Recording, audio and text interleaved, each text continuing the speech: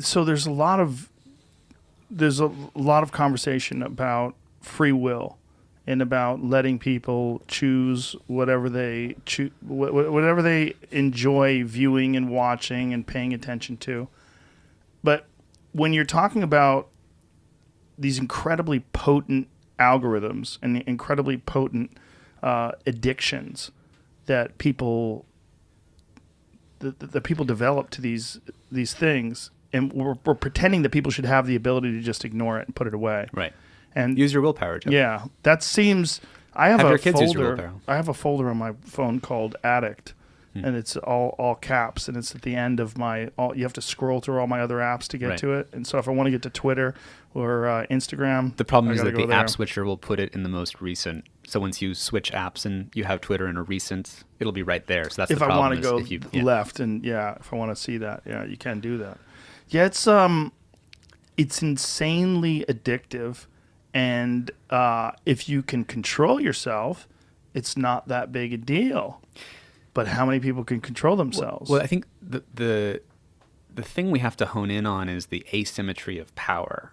As I say in the film, it's like we're bringing this ancient brain hardware, the prefrontal cortex, which is like what you use to do goal-directed action, self-control, willpower, holding back, marshmallow test, don't get the marshmallow now, wait later for the 2 marshmallows later. All of that is through our prefrontal cortex. And when you're sitting there and you think, okay, I'm going to look at this one thing on Facebook because my friend invited me to this event, or it's this one post I have to look at. And the next thing you know, you find yourself scrolling through the thing for like an hour. Right. And you say, man, that was on me. I should have had more self-control. But there, behind the screen, behind that glass slab, is like a supercomputer pointed at your brain that is predicting the perfect thing to show you next.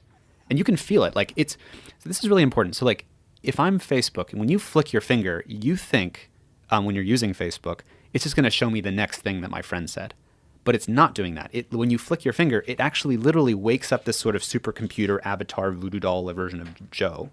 And the voodoo doll of Joe is, the more clicks you've ever made on Facebook is like adding the little hair to the voodoo doll.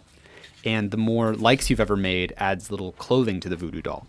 And the more, watch time on videos you've ever had adds little, shoes to the voodoo doll. So the voodoo doll is getting more and more accurate the more things you click on. This is in the film, The Social Dilemma. Like if you notice, like the character, as he's using this thing, it builds a more and more accurate model that the 3 AIs behind the screen are kind of manipulating. And the idea is it can actually predict and prick the voodoo doll with this video or that post from your friends or this other thing, and it'll figure out the right thing to show you that it knows will keep you there because it's already seen how that same video or that same post has kept 200 million other voodoo dolls there. This is exactly right. And this is based on how our minds work. I mean, our minds literally have something called negativity bias. So if you have 100 comments and 99 are positive and 1 is negative, where does the average human's mind go? Right. They go to the negative. And it also goes to the negative even when you shut down the screen. Your mind is sitting there looping on that negative comment. And why? Because evolutionarily, it's really important that we look at social approval, negative social approval, because our reputation is at stake in the tribe. Yes. So it matters. Yes. But it's never been easier now for not just that one comment to sort of gain more airtime, but then for that to build a hate mob and then to see the interconnected clicks, and I can go in and see 10 other people that responded to that are negative. Yes. And so especially when you have teenagers that are exposed to this and you can keep going down the tree and see all of the hate fest on you.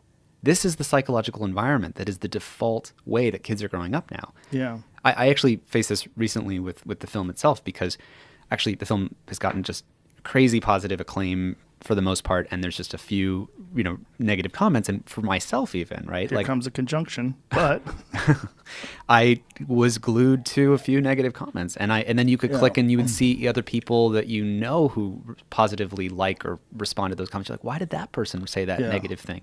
I thought we were friends. That whole kind of psychology, and we're all vulnerable to it. Unless you learn, as you said, to tell your celebrity friends, don't pay attention to even it. mild stuff I see people fixate on. Even a mild disagreement or mild criticism, people fixate on. I don't know, spiritual or something about it, which is we're the only species that could even know that we're doing this to ourselves. Right. Like we're the only species with the capacity for self-awareness to know that we have actually like roped ourselves into this matrix of like literally the Matrix, of sort of undermining our own psychological weaknesses. Like a lion that somehow manipulated its environment so that there's gazelles everywhere and is like overeating on gazelles doesn't have the self-awareness to know, wait a second, if we keep doing this, this is going to cause all these other problems. It can't do that because its brain doesn't have that capacity. Our brain, we do have the capacity for self-awareness. We can name negativity bias, which is that if I have 100 comments and 99 are positive, my brain goes to the negative. We can name that, and once we're aware of it, we get some agency back. We can name that we have a draw towards social approval. So when I see I've been tagged in a photo, I know that they're just manipulating my social approval. We can name social reciprocity, which is when I get all those text messages and I feel, oh, I have to get back to all these people. Well, that's just an inbuilt bias that we have to get back reciprocity. We have to get back to people who do give stuff to us.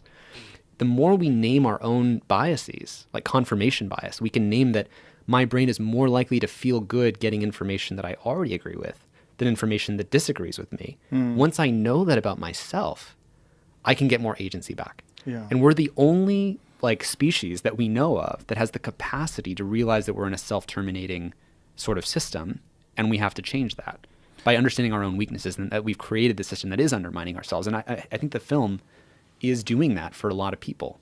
It certainly is, but I think it needs more. It's like inspiration. It needs a refresher on a regular basis. Right. Do you feel this massive obligation to be that guy that is out there sort of as the Paul Revere of the technology influence invasion? I just see these problems and I want them to go away. Yeah. You know, I didn't desire and wake up to run a social movement, but honestly, right now, that's what we're trying to do with the Center for Humane Technologies. We realized that before the success of the film, we were actually more focused on working with technologists inside the industry. You know, I come from Silicon Valley. Many of my friends are executives at the companies, and we have these inside relationships. So we focused at that level. We also worked with policymakers, and we were trying to speak to policymakers.